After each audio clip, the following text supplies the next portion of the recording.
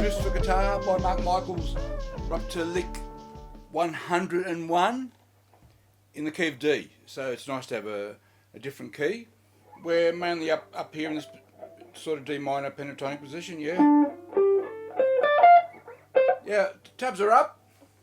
So a key thing here is some tricky fingering. Very nice fingering practice here.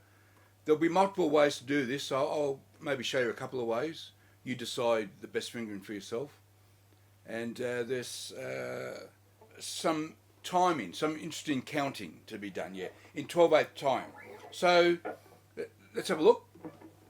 We start up here on the 13th fret, the B string. Yeah. We count 1, 2, 3, 1. So that's how that first bunch of notes work.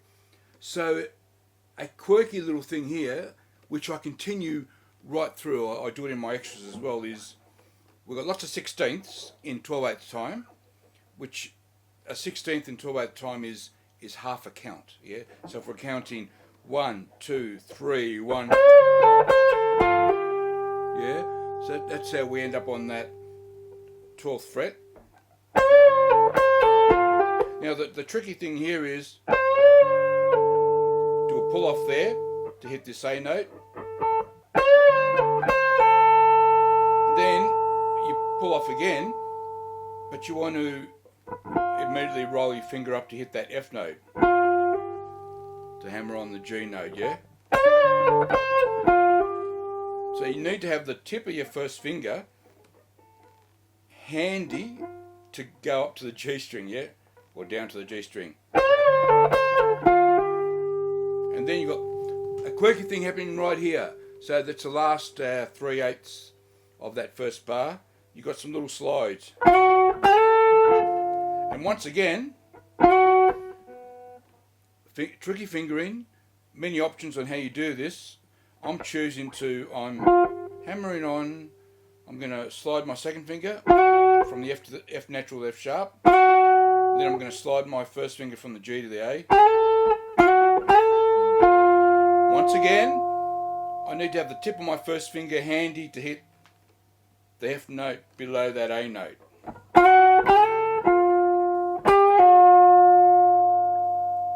We'll do another pull off from the G to the F.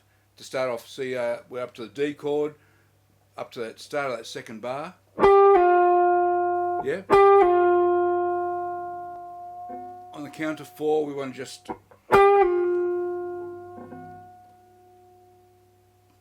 bend up half a step, that F natural to the F sharp.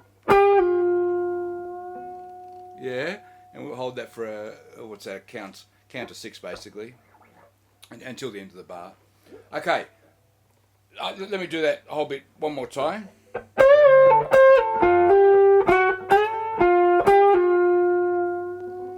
Yeah, that's how that's going. And by the way, we're at 76 beats per minute. That of itself sounds slow, but in 12/8 time when you're doing these 16ths and you got quirky fingering and some quirky counting, the beats move along quickly, alright? So this takes a lot of practice to get right, okay? Very challenging, but it's worthwhile to practice. So we're holding that for the rest of the D. Let's jump to the next bar. These are my extras. I've added these. I continue the A7D bars. Just 2 more bars I've got. I decide to, once again, I open with the 16th. So this time I'm just going to have a 16th rest at the start of the bar. So we go 1. Let me do it again. 1. Now, a whole lot of little quirky counting happening here. I'm holding that for 1 beat. I've got another little 16th rest. Then I'm holding that for 2 beats and then a 16th rest. So, and then, yep.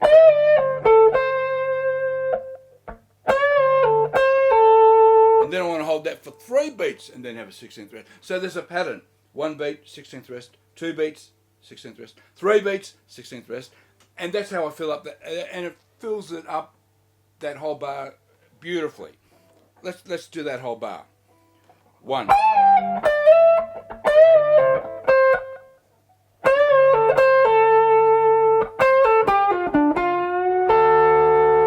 And then finally, when we're up to the D, I'm holding this A note over from the end of the A7, holding for a count of 3, 1, 2, 3, 16th rest, then, so I've always got a 16th rest at the start of the next 5 16ths I play, so it's 1, the unique thing here is 16th rest, you want the pull off to hit a note at the start of the next 16th, if that makes sense, the next 8th, yeah? 1. And then finally, to end it off, I'm hitting the F, immediately bend into an F sharp, and then hitting the A note above it, and that ends that whole thing. Let me do the whole thing, and then we'll jump straight to the backing track. Okay. 1, 2, 3, 1.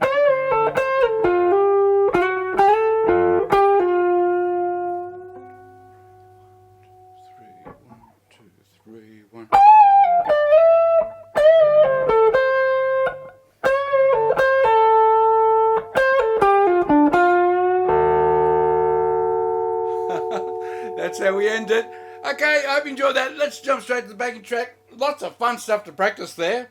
So I'll see you next time. Thanks for watching. Bye-bye.